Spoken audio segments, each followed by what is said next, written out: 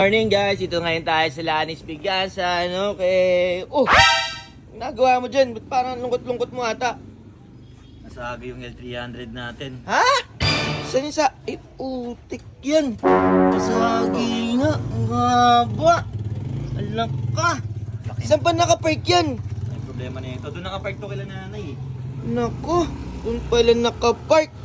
Sino kayo nakasagi niya sa tingin mo? Sa tingin ko, tricycle driver nakasagi niya ito. Tricycle? Kasi may pula oh. May kulay Ang pula. haba pa ng pagkakasagi niya hanggang dito. Grabe.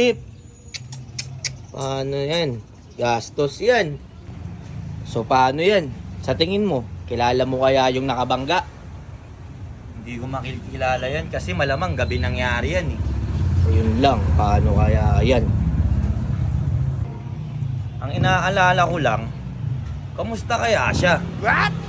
Baka mamaya hindi nakakabiyahin sa sobrang takot niya. O kaya baka mamaya nabalian. O kaya nasugatan siya. Naku po, kamusta kaya yung kalagayan niya? Sana okay lang siya. Sa kanya ka pa talaga nagkalala.